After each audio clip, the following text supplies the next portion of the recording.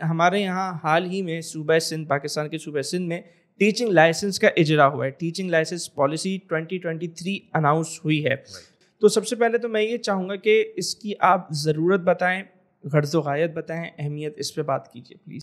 آپ نے بات کی ہے ٹیچنگ لائسنس پالیسی کی 2023، جو کہ گورنمنٹ آف سندھ نے اس کو اناؤنس کیا ہے، اور یہ ابھی 15 جون کو اس کا جو پالیسی جو ڈاکومنٹ ہے وہ ریلیز کیا گیا ہے، اور آج 24 جون ہے اور ہم اس کو ریکارڈ کر رہے ہیں انشاءاللہ. تو یہ ضرورت محسوس ہوئی کہ اب ایک چیز سامنے آئی ہے اور گورنمنٹ آف سندھ کی طرف سے اور ایک حکومتی ادارے کی طرف سے اس کو جاری کیا گیا ہے، تو اس کو سمجھنا ضروری ہے تاکہ ہم آگے کی جو بھی ایکسپیکٹیشنز ہیں ان کو سمجھ سکیں اور وہ اس حساب سے موو آن کر سکیں. بالکل.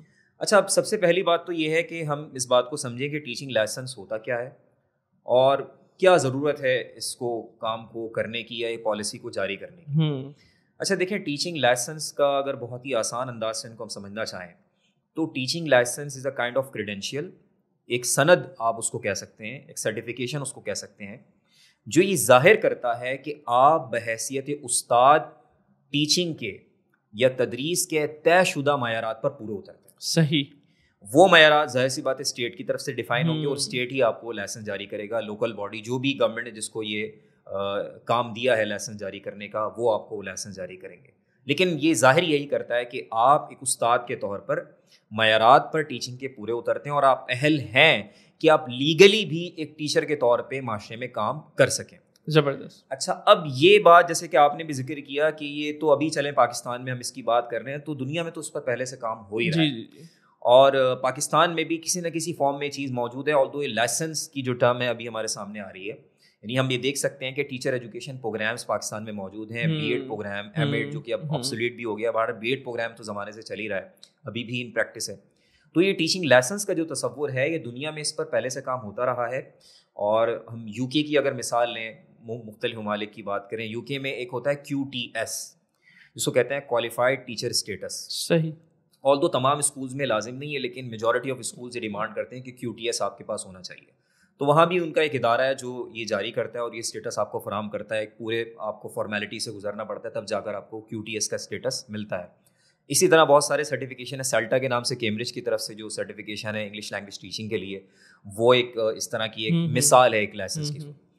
تو اب یہاں سوال یہ پیدا ہوتا ہے بھائی لائسنس کی ضرورت کیا ہے. دیکھیں، اس چیز کو سمجھنے کے لیے نا میں تھوڑا سا اس کا بیک گراؤنڈ سمجھنا ہوگا. صحیح. بات یہ ہے کہ پہلی بات تو یہ ہے کہ پہلے زمانے میں یہ ہوتا تھا کہ پورا جو ٹیچنگ کا ڈومین ہے ایجوکیشن کا، اس میں ٹیچر کو ہی فوکس کیا جاتا تھا. اس کو آپ کہتے ہیں ٹیچر سینٹرڈ اسٹریٹجیز یا کریکولم. اب وقت کے ساتھ ساتھ اب جو ڈومیننٹ اپروچ ایجوکیشن کی فیلڈ میں ہے وہ ہے لرنر سینٹرڈ اپروچ. ٹھیک ہے، یا لرنر فوکسڈ اپروچ یا لرنر اورینٹڈ اپروچ یا اسٹوڈنٹ اورینٹڈ اپروچ.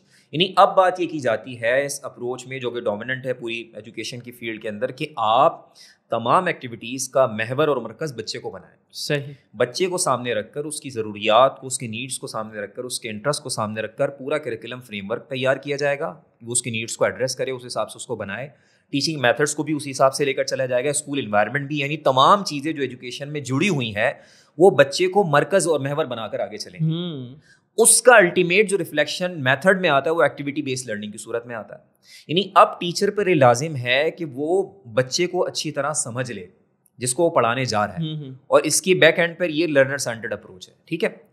اور پھر اسی اپروچ کو سامنے رکھتے ہوئے جو مختلف تحقیقات ہوئی ہیں فیلڈ کے اندر، جس کو آپ اسٹڈیز کہتے ہیں، ریسرچ پیپرز کہتے ہیں، تو جو ریسرچ ہمارے سامنے آئی، جو ڈومیننٹ ہمارے پاس اس اپروچ کو سامنے رکھ کر اسٹڈیز ہوئیں، ان میں یہ بات بڑی کیٹیگوریکلی سامنے آئی ہے کہ بچے کی جو لرننگ ہے، جو اسٹوڈنٹ لرننگ آپ کہتے ہیں، بچے کا سیکھنے کا عمل، اس پر کافی حد تک، یعنی کافی حد تک جو چیز انفلوئنس کرتی ہے وہ ٹیچنگ ہے یا افیکٹو ٹیچنگ ہے. یعنی آپ یوں کہہ لیجئے کہ جتنی زیادہ تدریس کا عمل مؤثر ہوگا اتنا زیادہ بچے کا سیکھنے کا عمل مؤثر ہوگا. بالکل. یعنی یوں کہہ لیجئے کہ ان دونوں چیزوں میں ایک ہائی لیول کا کوریلیشن ہے. صحیح. کوریلیشن ایگزسٹ کرتا ہے. یہ ریسرچ نے، اسٹڈیز نے ہمارے سامنے بات ایمپیریکل ایویڈنس کی روشنی میں واضح کر دی کہ جناب جب آپ اسٹوڈنٹ لرننگ کو امپروو کرنے جا رہے ہیں تو آپ کو ٹیچنگ کو افیکٹو بنانا ہوگا. ٹیچنگ کی کوالٹی اور معیار جتنا اچھا ہوگا الٹیمیٹلی یہ رزلٹ کرے گا اسٹوڈنٹ لرننگ میں, وہی ہمارا فوکس ہے. صحیح. اب ہوا یہ کہ جب یہ پالیسی پہ کام ہو رہا تھا تو اس میں یہ چیز بھی سامنے آئی کہ گورنمنٹ نے دیکھا, اداروں نے دیکھا کہ کئی سالوں سے ہم محسوس کرتے ہیں جو اسٹینڈرڈائز ٹیسٹ ہے نا, جو ایک اسٹینڈرڈ کے اوپر ٹیسٹنگ بچوں کی ہو رہی ہے, چاہے سیٹ ہو مثال کے طور پہ, دیگر ٹیسٹ ہوں, نیشنل ہو, انٹرنیشنل ہو, تو اس میں پرفارمنس ہماری لو ہے. اچھا. وہ لو پرفارمنس یہ ظاہر کر رہی ہے کہ کہیں نہ کہیں اسٹوڈنٹ لرننگ میں ایشوز آ رہے ہیں, یعنی بچے کی جو سیکھنے کا جو عمل ہے وہ ٹھیک طرح سے ہو نہیں پا رہا, اس میں ہم کامیاب نہیں ہو پا رہے. وہ لو پرفارمنس ہمیں اسٹینڈرڈ ٹیسٹنگ کے اندر شو ہو رہی ہے. ٹھیک ہے. اور ریسرچ ہمیں واضح بتا رہی ہے کہ جناب جب تک کہ آپ ٹیچنگ کو افیکٹو نہیں بنائیں, ٹیچنگ کے معیار کو بہتر نہیں کریں گے, آپ اسٹوڈنٹ کی لرننگ کو افیکٹو کر ہی نہیں سکتے. لہٰذا یہ ایک بڑا مقدمہ بنا, یا یہ ایک سمجھ لیجئے کہ ایک یہ اسٹارٹنگ پوائنٹ بنا کہ ہمیں کوئی نہ کوئی ایسا کام, ایسی اسٹریٹجی بنانی ہے کہ ہم ٹیچنگ کی کوالٹی کو انشور کر سکیں, اس کو یقینی بنا سکیں. اس کو کرنے کا اسٹیٹ لیول پہ ایک یہ طریقہ ہے کہ آپ لائسنسنگ کو لازم کرتے ہیں. یعنی جس طرح ایک ڈاکٹر بغیر اپنی پورے پروسیجرز پروٹوکولس کے بغیر اور ایک ریکویزٹ کوالیفیکیشن کے اور پریکٹس کے بغیر, ہاؤس جاب کے بغیر, بہت سارے ریکوائرمنٹس ہیں, ان کو کیے بغیر وہ آگے نہیں بڑھ سکتا, ایک ڈاکٹر کے طور پہ پریکٹس نہیں کر سکتا. انجینئرنگ کے اندر بھی ہم معاملات دیکھتے ہیں, اسٹینڈرڈس چیزیں موجود ہیں, ان پر آپ پورے نہیں اتریں گے, آپ نہیں کام کر سکتے. یہاں تک کہ آپ دیکھ لیں لے مین اپروچ کی بات کریں, ایک ڈرائیور ہے تو وہ گاڑی روڈ پر نہیں لا سکتا جب تک کہ لائسنس نہ ہو اس کے پاس. وجہ کیا ہے کہ دیکھیں اگر وہ ان پیمانوں کو میٹ نہیں کر رہا ڈرائیونگ کی تو اس کا مطلب وہ اپنی جان بھی خطرے میں ڈال رہا ہے, دوسروں کی بھی جان, اپنی تو ڈالے گا لیکن اب دوسرے بھی تو روڈ پر ہے نا, تو مسئلہ ہو سکتا ہے. تو جب ایک عام سی مثال ہم دیکھیں کہ ڈرائیونگ تک لائسنس کے بغیر نہیں ہے, تو یہاں تو you are driving the minds of people, آپ تو طلبا کے افکار اور اذہان کو ڈرائیو کر رہے ہیں, تو یہ بغیر لائسنس کے کیسے ہم الاؤ کر سکتے ہیں. تو یہ پورا ایک اس کی بڑی اسٹرانگ پیچھے ریشنل بنتا ہے, اسٹرانگ اس کی وجہ ریزننگ بنتی ہے, جس کی بنیاد پر یہ جسٹیفائی ہوتا ہے کہ لازمی طور پہ ایسا کوئی میکینزم ہونا چاہیے کہ بغیر اس پروسیس سے گزرے کسی کو یہ الاؤ نہ کیا جائے کہ وہ بچوں کو پڑھائے. ایک مثال بھی دی جاتی ہے نا کہ ایک دہشت گرد جو ہوتا ہے وہ ایک نسل کو تباہ کرتا ہے, ٹیچر جو ہوتا ہے وہ اگر خراب ہو تو وہ نسلوں کو تباہ کر دیتا ہے, جنریشن. اور پھر یہ آپ دیکھیں نا, اکثر اوقات کہا جاتا ہے کہ teaching is the mother of all professions. تمام پروفیشنز کو وجود میں لانے والا پروفیشن ٹیچنگ ہے. یعنی ہر پروفیشنل کا کوئی استاد تو ہے نا, ٹیچر تو ہیں, تو وہ کوالٹی ہر جگہ ریفلیکٹ ہوگی, تو آف کورس اس سے انکار نہیں کیا جا سکتا. اب یہ بھی اتفاق میرا رہا کہ ایک میں نے آرٹیکل لکھا تھا کچھ سالوں پہلے, اس کا نام تھا the utopia of the untrained mind. تو اس اتفاق ایسا ہے کہ اس میں نے یہی تھاٹس اس میں شیئر کی آرٹیکل میں کہ جب ایک ٹریننگ کے پروسیس سے آپ گزر جاتے ہیں نا, یعنی ٹیچر ٹرین ہو کر آتا ہے, اس کا دنیا کو دیکھنے کا لینس اس سے مختلف ہوتا ہے جو ٹریننگ کے پروسیس سے نہیں گزرا ہے. بہت زبردست. یعنی آپ یہ دیکھیں کہ ٹریننگ کے پارٹ سے گزر کر آیا ہے تو اب وہ بچے کو مختلف نگاہ سے دیکھ رہا ہے, بیکاز اس کو ٹریننگ میں سمجھا دیا گیا چائلڈ سائیکالوجی کو چیز ہے.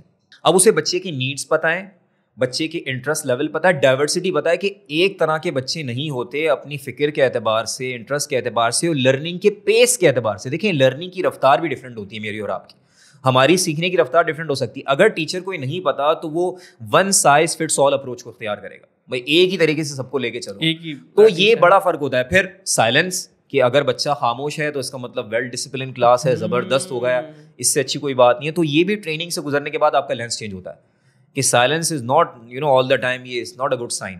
بہت خوبصورت بات ہے. بہت سارے اس طرح پیمانوں کے اوپر آپ کی فکر بدل جاتی ہے, اور یہ اسی وقت پاسبل ہے کہ جب آپ پورے ٹیچنگ کے ٹریننگ کے پروسیس سے گزریں گے.